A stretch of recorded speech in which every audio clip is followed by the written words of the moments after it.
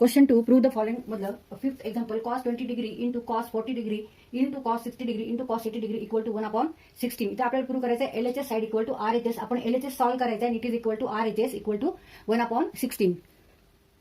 Solution LHS side, LHS equal to cos 20 degree into cos 40 degree into cos 60 degree into cos 80 degree. तर इथे सगळे cos function आहे आणि angle वेगवेगळे आहे 20, 40, 60 आणि 80. तर ह्याची आपल्याला काही व्हॅल्यू माहित नाही, पण कॉस 60 ची व्हॅल्यू आपल्याला माहित असते, कारण 60 is a special angle and cos 60 degree equal to 1/2. तर ह्या स्पेशल अँगलचे जे ट्रिग्नोमेट्रिक फंक्शनच्या व्हॅल्यू आहेत त्या पाठ करायच्या आहेत. इक्वल टू, मग आता इथे आपण व्हॅल्यू लिहून टाकू. आधी कॉस 60 ची व्हॅल्यू दिली आपण 1/2 half into cos 20 degree into cos 40 degree into remaining cos 60 80 degree. आता इथे आपण परत डिफॅक्टरायझेशन फॉर्म्युला वापरायचा आहे. 2 cos A into cos B, 2 cos A into cos B equal to cos A plus B plus cos A minus B. आता इथे आपल्याला हा डिफॅक्टरायझेशन फॉर्म्युला वापरायचा आहे. cos A into cos B, 2 cos A into cos B equal to cos A plus B plus cos A minus B. तर इथे angle A equal to 20 आहे, बी equal to 40 degree घ्यायचा आपल्याला, पण इथे 2 नाहीये, 1/2 आहे, पण 2 cos A cos B. तर आता आपल्याला काय करावं लागेल, इथे 2 ने मल्टिप्लाय करायचं. मग 2 ने मल्टिप्लाय करायचं तर 2 ने डिवाइड पण करावं लागतं, म्हणून डिवाइड पण करायचं. मग 2/2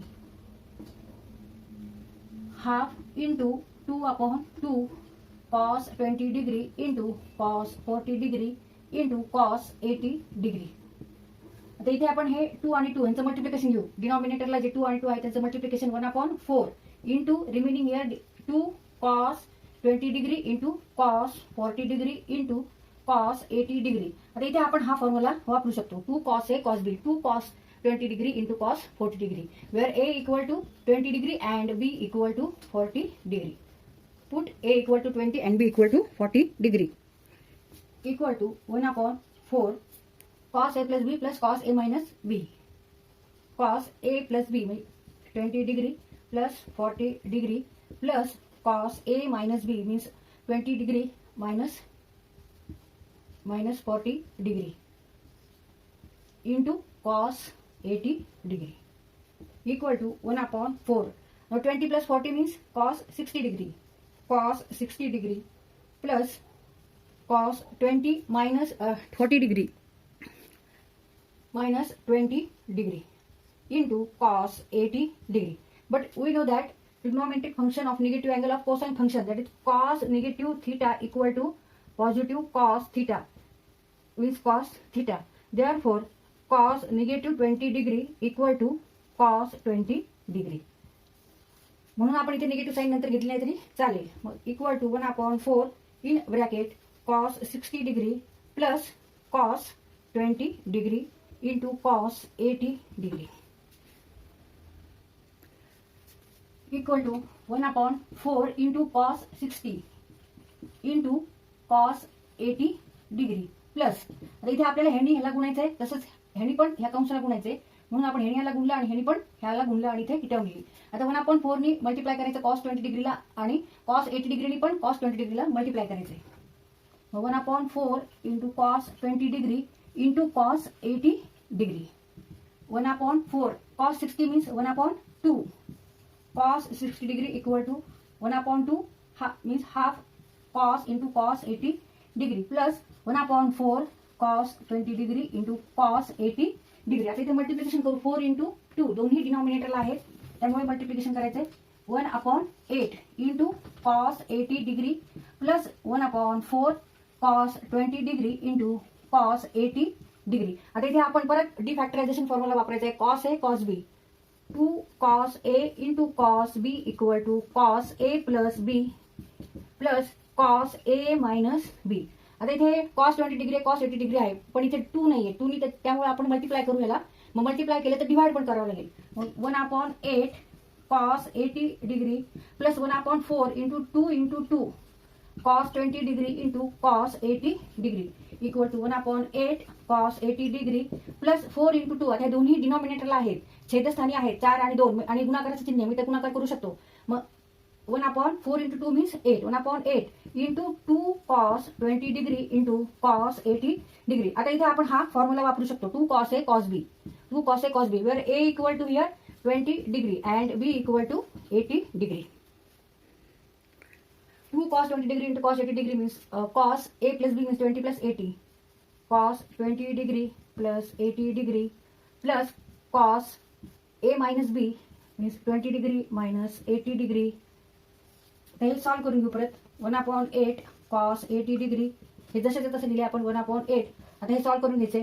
cos 100 degree plus cos negative 60 degree, 20 minus 80 degree. Here sign of it is negative, therefore take here negative आणि मायनस करायचं.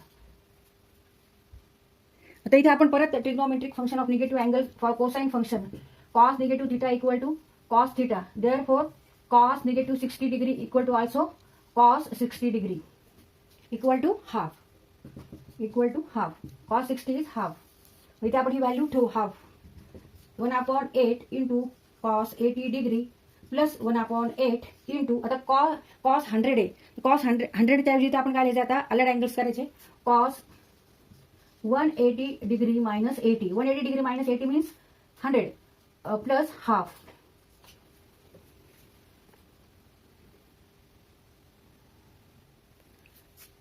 ही स्टेप आपण इथे लिहिली.